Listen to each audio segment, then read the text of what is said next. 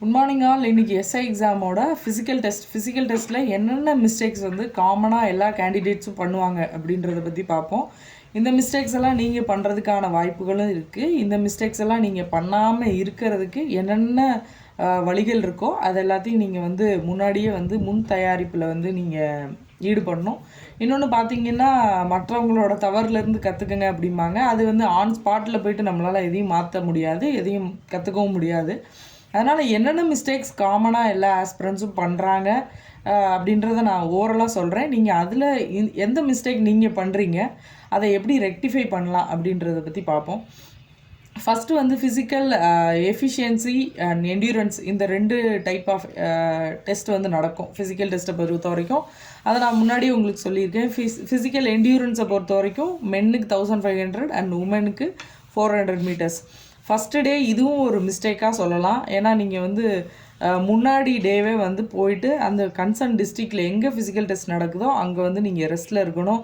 நீங்கள் 2 மணிக்கு 1 மணிக்கு கிளம்பி அந்த டிஸ்ட்ரிக்க்கு ட்ராவல் பண்ணி போகிறது வந்து அவ்வளோ சரியாக இருக்காது. உங்களுக்கு ஃபிசிக்கலை வந்து ரொம்ப டஃப்பாக ஆக்கிரும். ஏன்னா அடுத்த நாள் வந்து ஃபிசிக்கல் என்டியூரன்ஸ் முடிச்சுட்டு எஃபிஷியன்சி பண்ணும்போது உங்களுக்கு வந்து டஃப்பாக ஆக்கக்கூடாது. அதனால் நீங்கள் மொதல் நாளே வந்து ரெஸ்ட்டில் இருக்கிறது ரொம்ப மஸ்ட்டு. ஃபஸ்ட்டு மிஸ்டேக் எல்லா கேண்டிடேட்ஸும் பண்ணுறது, 2-3 டேஸ் பிஃபோர் வரைக்கும் வந்து பயங்கரமாக ப்ராக்டிஸ் பண்ணுறது. கடைசி நாள் நாளான்னைக்கு இல்லை நாளைக்கு வந்து ஃபிசிக்கல் டெஸ்ட் கண்டக்ட் பண்ண போகிறாங்கன்னு தெரிஞ்சு இன்றைக்கி காலையில் ஹெவியாக ப்ராக்டிஸ் பண்ணுறது. காலைல ஒரு 6 மணிலேருந்து 10 மணி வரைக்கும் ப்ராக்டிஸ் பண்ணுறது. ஈவினிங் ஒரு 4 மணிலேருந்து 7 மணி வரைக்கும் ப்ராக்டிஸ் பண்ணுறது நீங்கள் சுத்தமாக அவாய்ட் பண்ணிடணும். ஏன்னா வந்து 2-3 டேஸில் பயந்துக்கிட்டு நம்ம பண்ண முடியுமா முடியலையா அப்படின்னு கடைசி நாளில் வந்து நீங்கள் பண்ணி உங்கள் உடம்பை வருத்திக்கிட்டு அங்கே போய் கடைசியாக டெஸ்ட்டில் வந்து நடக்கவே முடியாத நிலமையில் வருவாங்க. அந்த மாதிரி நீங்கள் பண்ணவே பண்ணாதீங்க. எவ்வளோ பயம் இருந்தாலும் 2-3 டேஸ் பிஃபோரே நீங்கள் உங்களோட ப்ராக்டிஸை வந்து ஸ்டார்ட் பண்ணிடணும். இது ஃபஸ்ட்டு மிஸ்டேக்கு. 2வது மிஸ்டேக் பார்த்தீங்கன்னா, நீங்கள் ட்ராவல் பண்ணி முன்னாடியே போய் அங்கே ஸ்டே பண்ணுறது ரொம்ப மச் பெட்டர். நீங்கள் 1 மணிக்கு 2 மணிக்கு கிளம்பி போகும்போது நைட்டும் உங்களுக்கு ஒரு பதட்டம் இருக்கும். டைமுக்கு எந்திரிக்க மாட்டோமோ, எங்கே போகணும், எல்லாம் எடுத்து வச்சுட்டோமா அப்படின்ற பயம் இருக்கும். நீங்கள் பக்கத்தில் ஸ்டே பண்ணும்போது 1 or 2 விஷயங்களை நீங்கள் மிஸ் பண்ணியிருந்தா கூட ஓகே, நம்மள்ட்ட அவைலபிள் இருக்குது, நம்ம பக்கத்தில் தான் இருக்கோம், ஒன்றும் இஷ்யூஸ் இல்லைன்ற ஒரு நல்ல பீஸான ஸ்லீப் வந்து உங்களுக்கு தேவை. அதை நீங்கள் ஃபாலோ பண்ணிக்கோங்க. ஃபஸ்ட்டு டே என்டியூரன்ஸ் டெஸ்ட் நடக்கும். என்டியூரன்ஸ் டெஸ்ட்டு நடக்கிறப்ப உங்களோட ஹால் டிக்கெட் அண்ட் மற்ற எல்லா ஆதார் இந்த விஷயங்கள்லாம் எடுத்துகிட்டு போகணும். இன்னொன்று பார்த்தீங்கன்னா, நீங்கள் 6 மணிக்கு பெரிய க்யூ நிற்கும். நீங்கள் போனோடனே போய் என்ட்ரி ஆகி போயிட முடியாது. அதுக்கு தகுந்த மாதிரி நீங்கள் ப்ரிப்பேர் ஆகிட்டு போங்க.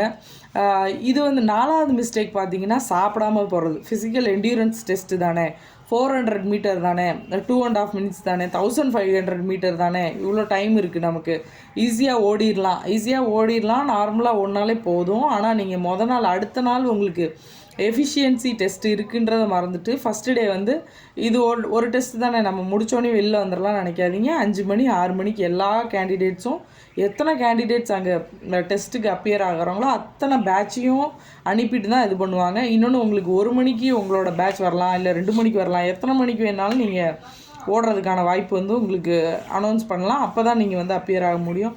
காலையிலே ஓடிட்டு வந்து சாப்பிட்டுக்கலாம் அப்படிங்கிறது ஒரு 4வது பெரிய மிஸ்டேக்கு. ஏன்னா ஓடிட்டு வந்து சாப்பிட்ணுன்னு நீங்கள் நினைக்காதீங்க. உங்களோட பேட்ச் வந்து 4 மணிக்கு கூட வரலாம். அதனால் நீங்கள் ஓடிட்டு வந்து சாப்பிட முடியாது. காலையிலையும் மதியமும் லைட்டாக என்ன சாப்பிட முடியுமோ அதை சாப்பிட்டுக்கோங்க. இன்னொரு மிஸ்டேக் பார்த்தீங்கன்னா, தண்ணி எடுத்துகிட்டு போக மாட்டாங்க நிறைய கேண்டிடேட்ஸ். ஏன்னா இங்கேருந்து ஒரு 50 மீட்டரில் வந்து தண்ணி இருக்கும்.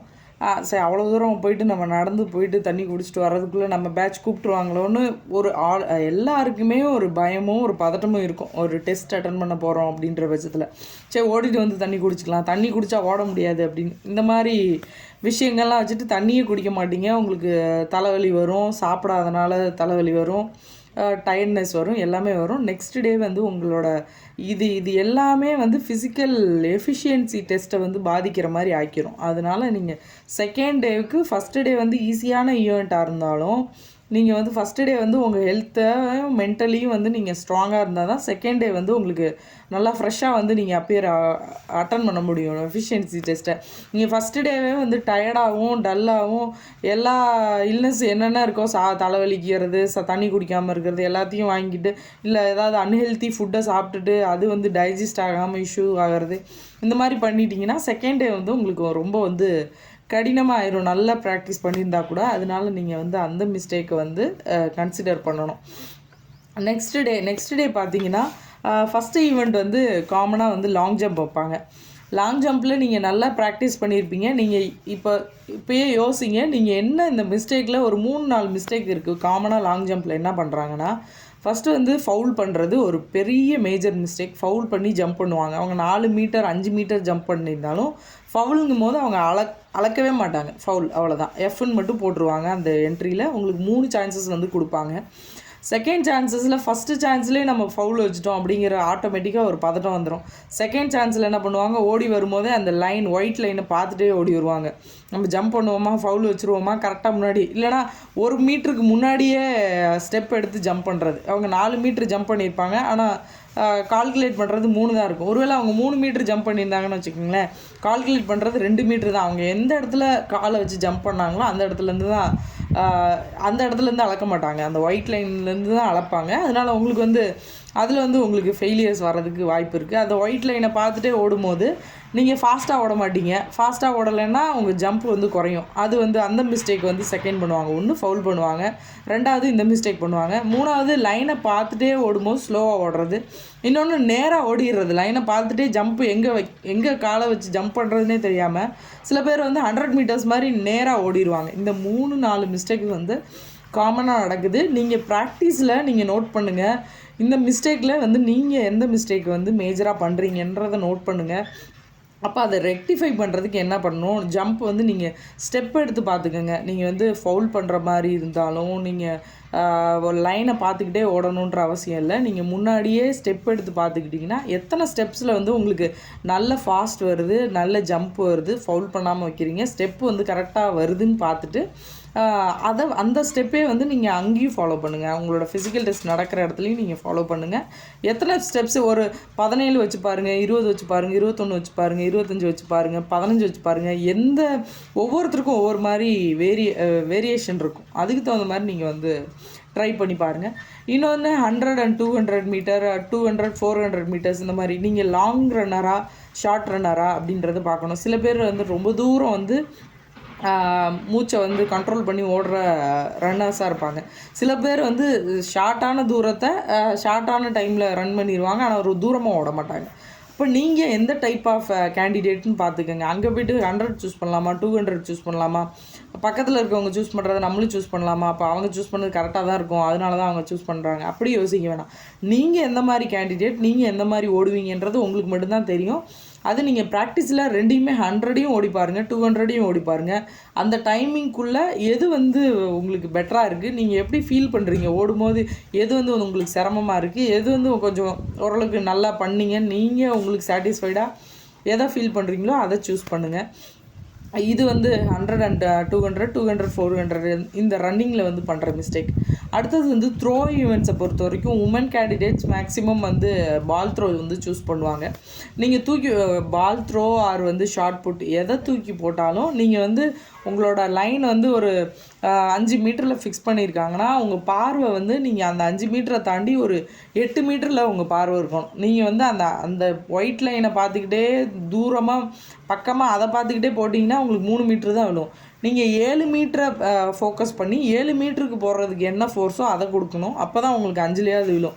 அதாவது என்ன, வானத்துக்கு எய்ம் வச்சா தான் விண்மீனாவது கிடைக்கும் அப்படின்னு பழமொழி சொல்லுவாங்கள்ல, அந்த மாதிரி நீங்கள் வந்து நீங்கள் பால் த்ரோனாலும் ஷார்ட் புட்னாலும் நீங்கள் தூரமான இடத்த பார்க்கணும். அங்கே போடுறதுக்கு நீங்கள் எவ்வளோ ஃபோர்ஸ் கொடுக்கணும்னு யோசிக்கணும்.